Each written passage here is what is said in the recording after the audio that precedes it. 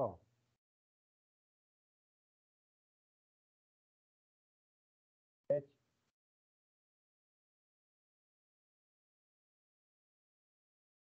LP, geografia. O que eu vou falar sobre para processo sequencial? O áudio está cortando. O áudio está cortando? Está muito ruim?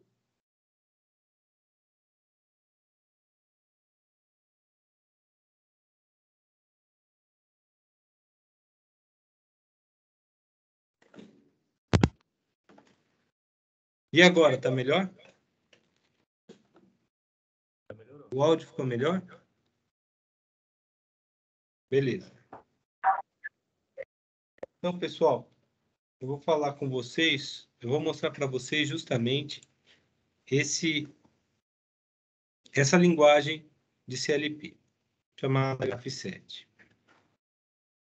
A gente tem uma introdução. Depois eu vou falar dos elementos do Graph7, arcos, etapas, ações, transições, a regra de evolução. E para aqueles CLPs que não têm a linguagem SFC ou Graph7 nativa, vou mostrar como é que a gente transforma um Graph7 em ladder. A aula que vem eu vou fazer exemplos de Graph7 e depois exemplos de como é que a gente transforma Graph7 em ladder. Até aqui está claro o que é que vai ser dado na aula de hoje, pessoal? Tudo bem? Tudo tranquilo, professor. Ok. Então, aqui a gente tem um exemplo de um Graph7, a gente vai representar por etapas, arcos, transições. Então, são essas linhas, segmentos de reta horizontais, receptividades, são essas informações que estão colocadas do lado das transições, e a gente pode ter ações que não estão representadas aqui. É basicamente uma forma gráfica de modelar um sistema automatizado. Isso serve para sistemas a eventos discretos, tá? E especificamente para comportamentos sequenciais. A gente não modela apenas um sistema, a gente não automatiza sistemas só usando o método cascata e trajeto passo, porque muitas vezes a gente não tem só os cilindros pneumáticos atuando, a gente tem motores que têm que ser ligados, a gente tem outros tipos de saídas que vão ser acionadas, e o trajeto passo e o cascata, ele não atende a esse tipo de situação. E aí, a partir do modelo, a gente pode gerar automaticamente o programa do CLP, desde que o controlador tenha essa linguagem, tá? O que ele oferece? Ele descreve o funcionamento de sistemas complexos através de modelos compactados. Então, a gente consegue estruturar as ideias por meio do Graph7. Essa é a única forma de modelagem de sistemas eventos discretos que está disponível para os alunos da mecatrônica. Tem outras formas de modelar, como cadeias de Markov, redes de Petri, dentre outras. Só que no plano do curso só tem essa forma de ensinar vocês a modelar sistemas eventos discretos. Com base no modelo, a gente simula o funcionamento do sistema. E a gente detecta os erros e corrige o modelo. Basicamente, é um sistema a eventos discretos e tem certas regras que devem ser seguidas, e essas regras vão ser mostradas para vocês.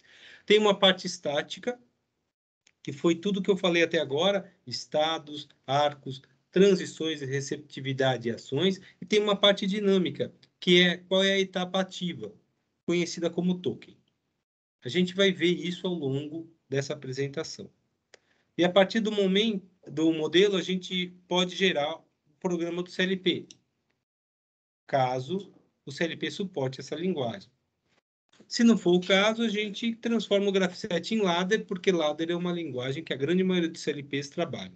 O CLP da HI Tecnologia, por exemplo, só trabalha com Ladder. O CLP da Schneider, que a gente tem no laboratório, esse aí trabalha com diversas linguagens, como eu já mostrei para vocês, tá? Até aqui alguma dúvida, gente, sobre o que é o Graph7, como é que ele trabalha e tudo mais?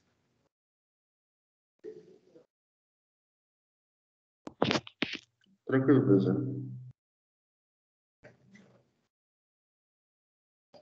Bem, por ser uma representação gráfica, o Graph7 possibilita sincronizar operações. O que eu quero dizer? Se eu tiver dois veículos autônomos, atuando num sistema, graças ao Graph7 de um e do outro, eu posso modelar que a ação de um só ocorra se outro estiver em determinado estado. É isso que está querendo dizer nessa letra A. Então, a gente consegue fazer isso de forma simultânea. A gente também consegue definir vários níveis de detalhe.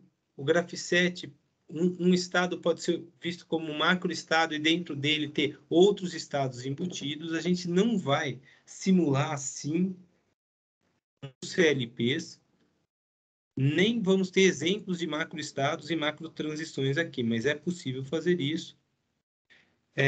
A interação entre sistemas de controle são organizados de forma hierárquica. Então, eu consigo, nesses macroestados, ter um controlador vendo a questão macro e outros vendo as questões internas. E ter hierarquia entre eles. Por isso, ele permite exprimir sequências de estados possíveis para o sistema e as condições que ocorre a transição desses estados. Além de sincronizar as informações e trabalhar de forma em paralela, a gente também consegue representar escolhas nos Graph7. E a gente vai ver isso mais à frente. Aqui. A etapa geralmente é representada por um quadrado. Os arcos por linhas, normalmente na vertical. As transições por segmentos de retas na horizontal. E a receptividade, letras escritas do lado da transição. As ações normalmente estão vinculadas às etapas, dessa forma como está colocado aqui, para a modelagem.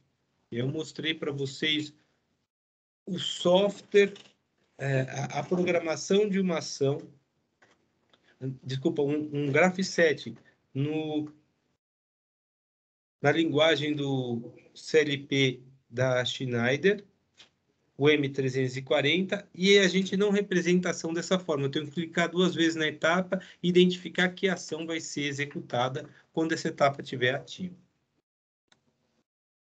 Os arcos indicam a sequência do Graph7 pela integração de uma etapa a uma transição e essa para outra etapa e assim consequentemente. O sentido é de cima para baixo e quando não for o caso, a gente indica, como é o caso dessas setas mostrando que inicia-se aqui, se a chave liga for igual a 1, o estado ativo passa a ser preenchimento, se a transição 2 for ativada, vai para o STIR, se a transição 3 for ativada, vai para o filter. E aqui a gente tem uma escolha. Ou eu venho para cá, se essa transição for válida, ou eu venho para cá, se essa transição for válida.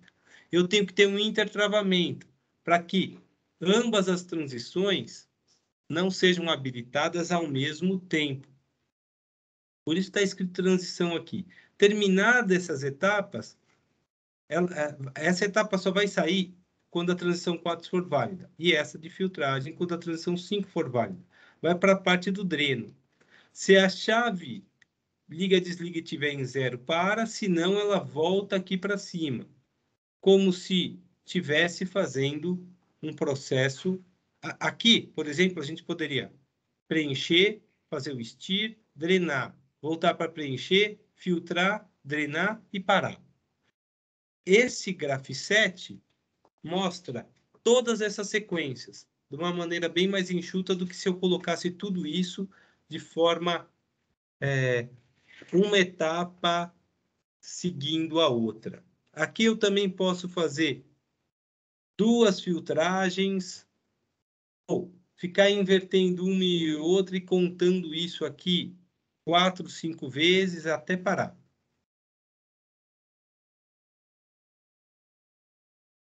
O que é uma etapa? É um estado do sistema. Ele determina um comportamento e altera entradas e saídas em função desse comportamento. É como se eu tivesse uma lógica específica para aquele momento, tá? Ela é representada por um retângulo referenciado numericamente com um número na parte superior. Eu posso tanto colocar um número, como a gente está vendo aqui, 13, como colocar um nome, um monitor. A etapa inicial ela é representada com 2 retângulos ou com essas barras nas laterais aqui. E ela indica que essa etapa, no início do sistema, vai ser uma etapa ativa. Quando a etapa estiver ativa, ela vai ter uma representação com um token aqui, uma marcação, tá? Posso ter uma ou mais etapas ativas, enquanto outras etapas vão estar inativas. O conjunto das etapas ativas num determinado instante determina a situação em que se encontra o Graph7 e o sistema, tá? Essa identificação de etapa ativa está claro, pessoal? Sim ou não? Todo mundo entendeu isso?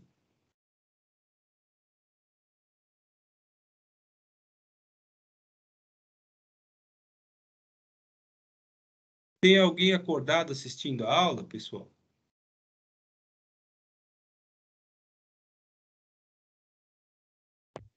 Estou para entender sim, professor. Ok.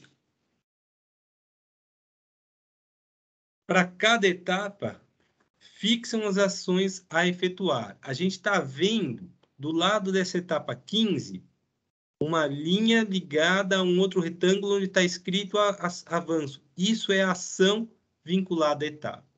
Ela representa uma ordem enviada ao processo físico quando estiver ativa a etapa a que a ação estiver associada. E representa também as ordens de comando. Cada etapa pode ter uma ou mais ações associadas. Estas ações é que vão realizar o trabalho de modificar o meio ambiente produzindo o trabalho. As ordens de comando contidas em ações atuam sobre elementos físicos do mecanismo controlado, por exemplo, válvulas, elementos auxiliares de comando, como contatos, interface e homem mágica, né? Informações que você vai disponibilizar para o seu usuário. E as ações a serem efetuadas são descritas de modo literal ou simbólico.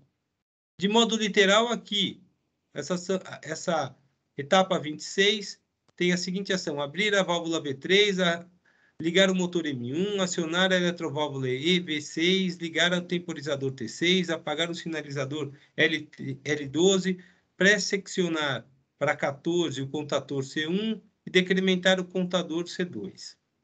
Só que a gente também pode colocar como se fossem várias etapas em paralelo, ABC, desta forma ou desta forma. E, além de identificar a ação, a gente também pode colocar um qualificador da ação, a ação e a variável de indicação. O que eu quero dizer com isso? O qualificador da ação determina quando a ação será executada. Se não tiver nada, não tem nenhum qualificador. R significa cancela uma ação armazenada, ou reset, desliga. S significa set, ou liga a determinada ação. L é uma ação limitada no tempo. L é do inglês de delay, ou ela vai ser ligada por um tempo e depois logo desliga. D é de delay, vai esperar um tempo para ser ligada. P é um pulso, que é executado só quando a etapa é ativada ou desativada. E assim sucessivamente. Tem vários qualificadores. Atrasadas no tempo, armazenada com atraso no tempo, memorizado, memorizado e atrasado, memorizado e mantido memorizado mesmo com queda de energia, e assim sucessivamente. Aqui eu tenho exemplos delas, né? A primeira é uma ação contínua. Toda vez que C estiver ativo, a ação A vai ser realizada e a gente consegue ver por esse gráfico no tempo.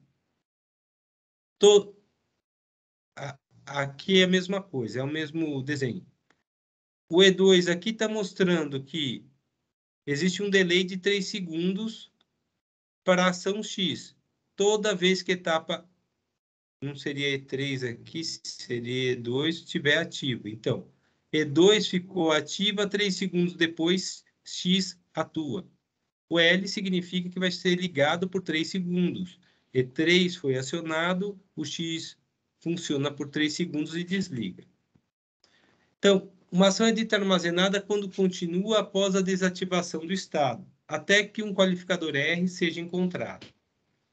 Deve-se tomar cuidado com ações armazenadas que começam muito tempo após seus estados terem sido desativados, porque isso leva a programas confusos e difíceis de depuração. Então, o uso de R e S, ou liga-desliga, reset e set, a gente tem que ter bastante cuidado. As ações podem ser sequenciais, como a gente tem aqui, em paralelo.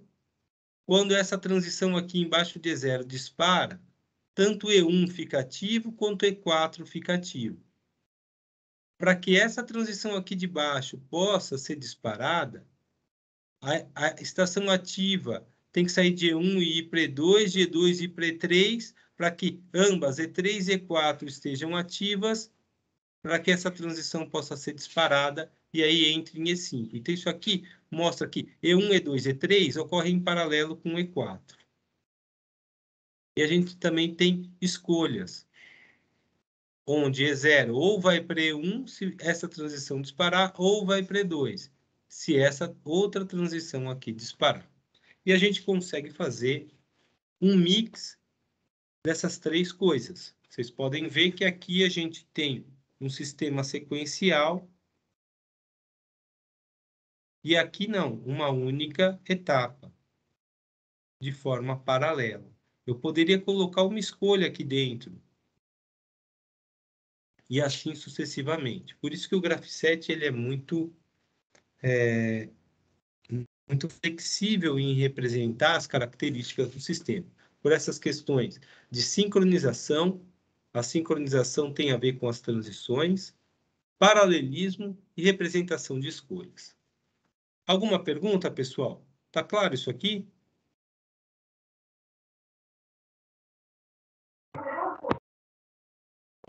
Thales, eu não entendi. Ficou claro sim, professor. Valeu. O que são as transições? É elas que estão vinculadas à evolução das etapas. Ela é representada por traços nos arcos orientados, já mostrei para vocês, que representam a evolução do Graph7 de uma etapa para outra. Em um dado distante, uma transição pode estar válida ou não. Só que de nada adianta uma transição estar válida se o estado anterior a ela, ou os estados anteriores a ela, a gente vê aqui nesse exemplo que o estado anterior a essa transição é este, o estado anterior a essa transição é este, o estado anterior a essa transição é esse. Essa transição pode estar válida, mas esse estado estando ativo, ela nunca vai ser disparada. Então, todas as etapas imediatamente precedentes da transição têm que estar ativas para ela estar válida. E, além disso, a receptividade da transição, ou a regra lógica dela, tem que estar vigorando. Passagem de uma situação para outra só é possível com a validade de uma transição, e se dá com a ocorrência da transição. Qualquer que seja a sequência percorrida num Graph7, deve sempre existir uma alternância entre etapas e transições. Então, duas etapas nunca podem estar ligadas diretamente, mas sim separadas por uma transição. Da mesma forma, duas transições nunca podem estar ligadas diretamente, mas devem estar separadas por uma etapa. Cada transição está associada a uma condição lógica denominada receptividade. E essa receptividade é uma informação combinatória de informações exteriores, estados dos sensores, contadores, temporizadores. Então, a receptividade representa uma condição associada à transição. E esse valor depende do estado do processo físico que autoriza o disparo dessa transição. Quando o estado lógico é verdadeiro, habilita a ocorrência da transição. A receptividade está vinculada a variáveis lógicas oriundas de sinal de entradas do sistema, variáveis internas de controle, resultados de comparação de contadores e temporizadores, informação do estado de uma outra etapa e condicionada a uma determinada situação. A evolução do grafisete de uma situação ou de uma etapa para outra corresponde à ocorrência de uma transição. Uma transição ocorre quando a transição estiver válida e a receptividade associada estiver verdadeira. Transição válida significa todas as etapas precedentes a ela estão ativas. Receptividade associada verdadeira faz com que ocorra o disparo da transição. Esse disparo ocorre em tempo infinitesimal.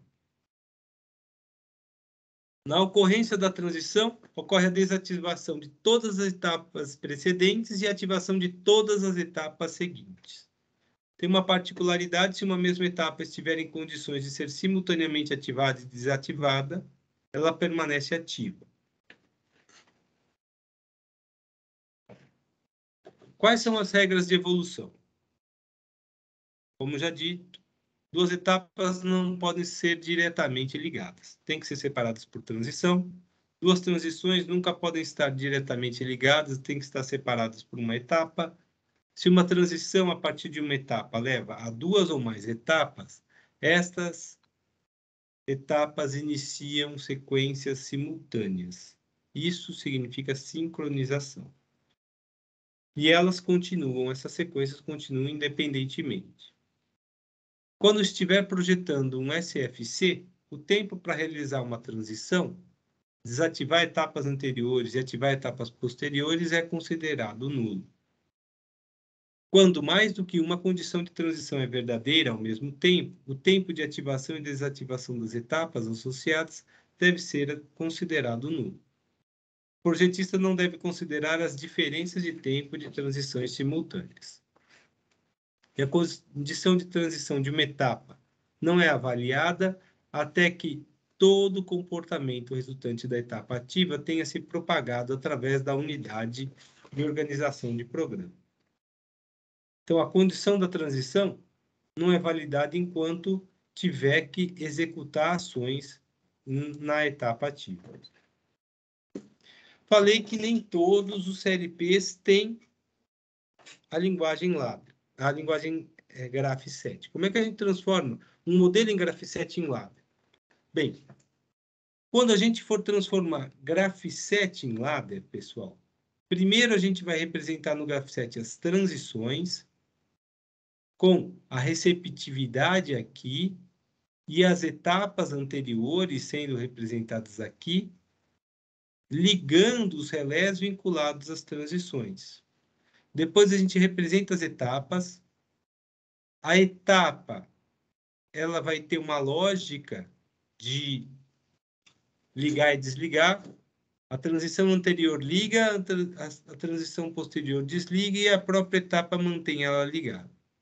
E uma vez uma etapa ligada, ela aciona uma determinada saída.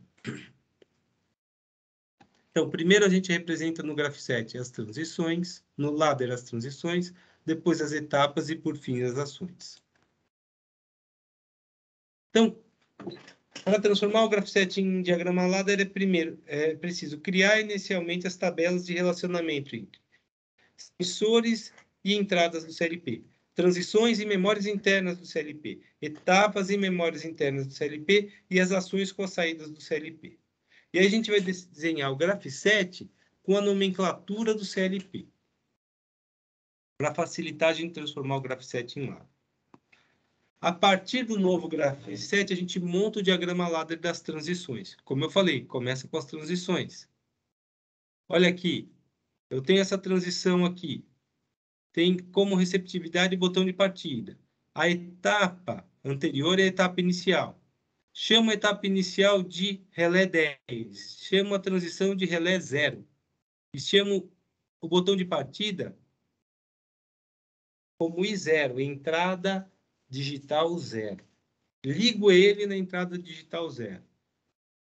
Esta transição aqui vai ser representada por R10, que é justamente a etapa anterior a ela, e 0, a receptividade, que vai ligar o relé de R0, que é a representação dessa transição.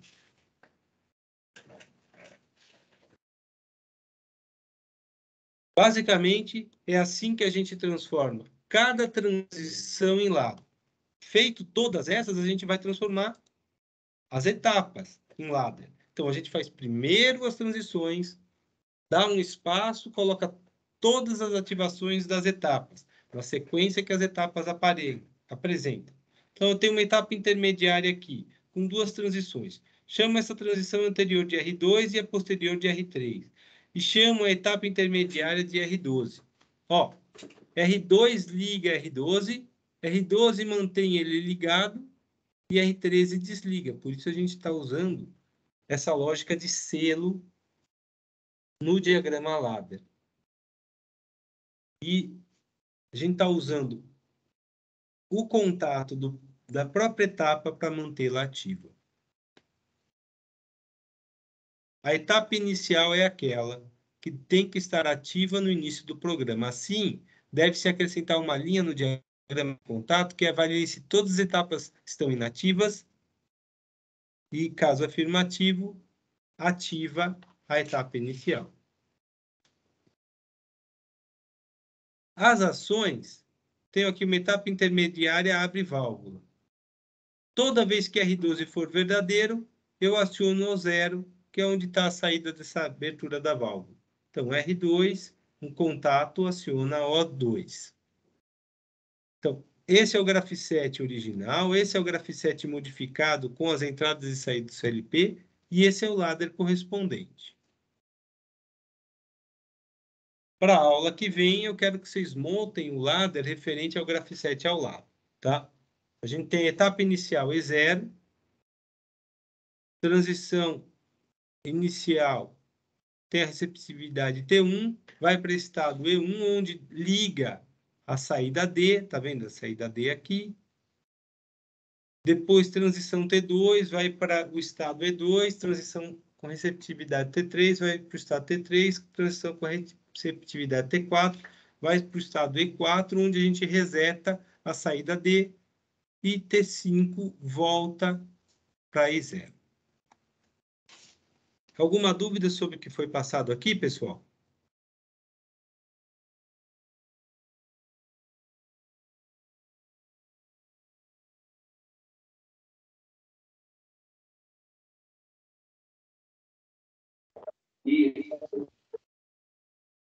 Bem, se vocês não têm mais dúvidas, eu vou pedir para vocês entregarem isso na aula que vem. Claro, posso voltar para o último slide. Pode falar.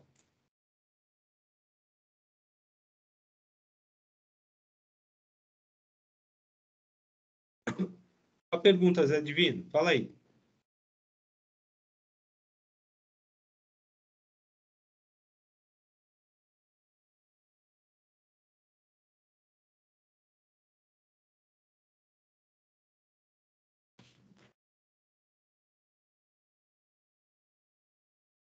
Tá. Por que que as transições não interferem nas ações? Como a gente já representou as transições antes, se você olhar aqui,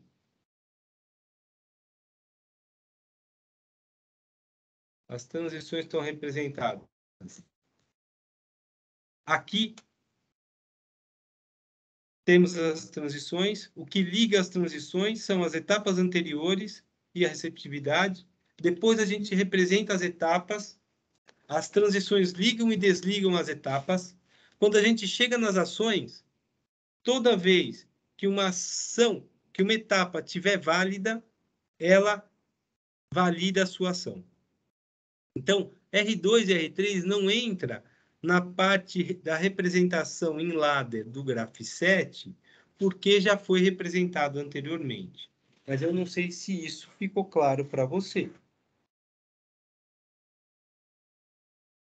Beleza.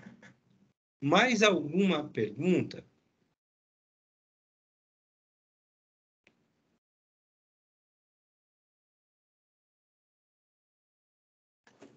Gente, estou parando a gravação.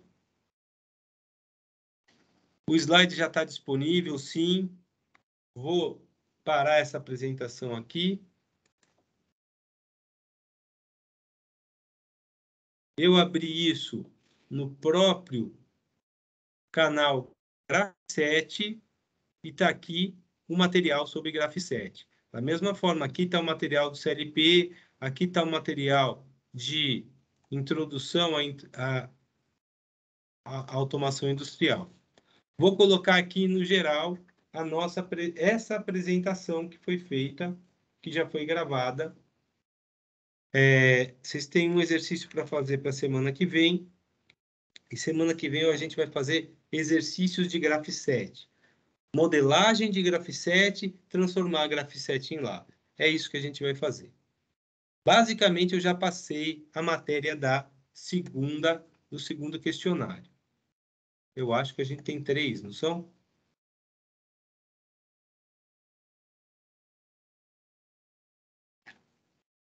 Isso. A gente tem 3 questionários. O segundo questionário é 8 de março. A gente está em 8 de fevereiro. Eu ainda vou dar. A gente está em 8 de fevereiro, que é essa 10ª semana aqui. A gente vai ter exercícios aqui. Vou passar uma lista de exercícios para vocês entregarem. Vou resolver a lista de exercícios aqui. E passar a parte de características de redes para vocês nessa semana. Mas, basicamente... eu também tenho que corrigir a prova. Então, semana que vem eu devo corrigir a prova junto com vocês. Não deu para fazer isso semana passada. Nessa aula eu dei duas matérias. Eu falei do Graph7 e transformação do Graph7 em ladder. Por isso, eu compensei a semana passada que eu não tive como dar aula para vocês. E, peraí, a gente está no dia 8, né? 8, tem 15, 22 e 1, até o dia 8. Tem 3, 1, 2, 3. A gente está na 10ª semana, isso mesmo. E a gente tem... À tarde eu vou falar que o R2 vai ser entregue na 12ª semana e não na 11ª, porque a gente perdeu uma aula na semana passada. Ok, pessoal? Mas isso aí é para a parte da tarde. Mais alguma questão?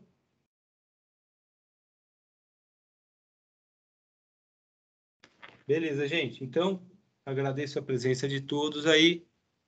À tarde a gente se vê. Um abraço. Até daqui a pouco, professor.